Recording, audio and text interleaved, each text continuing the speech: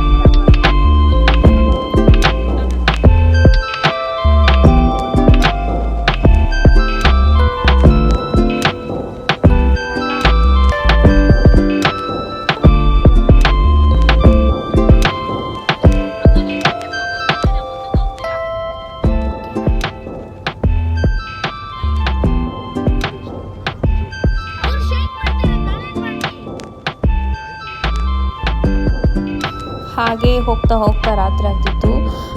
ದಾವಣಗೆರೆಯಿಂದ ಬಿಟ್ಟರೆ ನಿಮಗೆ ನಾನ್ ವೆಜ್ ಹೋಟೆಲ್ ಎಲ್ಲೂ ಸಿಗೋಲ್ಲ. ನೀವೇನಾದರೂ ನಾನ್ ವೆಜ್ ಪ್ರಿಫರ್ ಮಾಡ್ತೀರಾ ಅಂದರೆ ನೀವು ಅದಕ್ಕೆ ಮೊದಲೇ ದಾವಣಗೆರೆ ರೀಚ್ ಆಗೋದು ಮೊದಲೇ ತಿನ್ಕೊಳ್ಳಿ.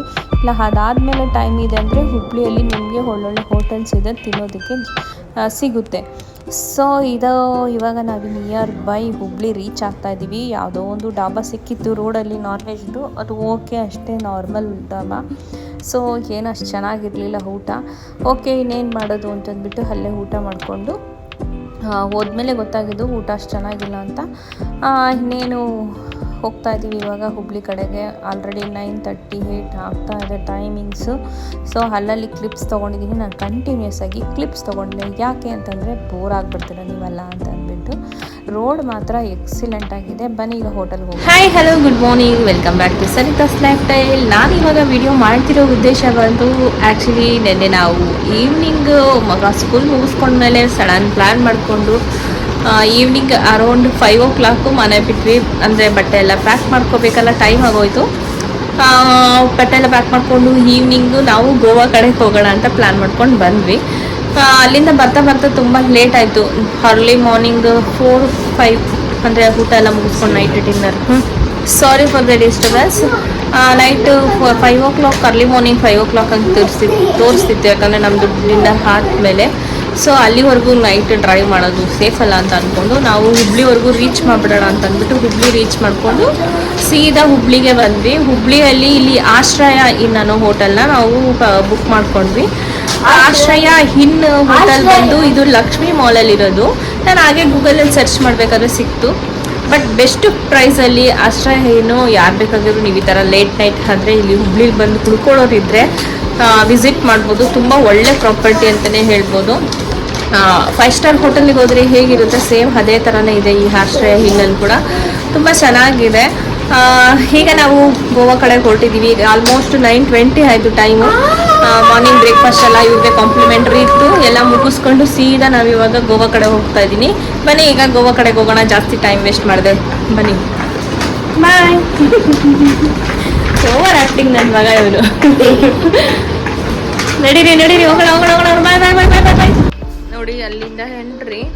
ಹಾಗೆ ಅಲ್ಲಿ ಒಂದು ಸ್ವಲ್ಪ ಕೆಟಲ್ಸು ಹಾಗೆ ಇಟ್ಟಿದ್ದಾರೆ. ಇಲ್ಲಿ 2 ಸೋಫಾ, ಒಂದು ಟೀಪಾಯ್, ಬೆಡ್ಡು ಈ ಥರ ಇದೆ. ಇದು ರೂಮ್ ವ್ಯೂ. ಟಿವಿ ಇದೆ, ಟಾಯ್ಲೆಟ್ಸ್ ಇದೆ, ಮತ್ತು ವಾಟರ್ ಬಾಟ್ಲು ಎಲ್ಲನೂ ಇದೆ. ಡೆಸ್ಕ್ ಇದೆ. ನಾನು ಸುಮ್ಮನೆ ಹಾಗೆ ಒಂದು ರೂಮ್ ಕ್ಲಿಪ್ ತೋರಿಸಿದ್ದೀನಿ ನಿಮಗೆ.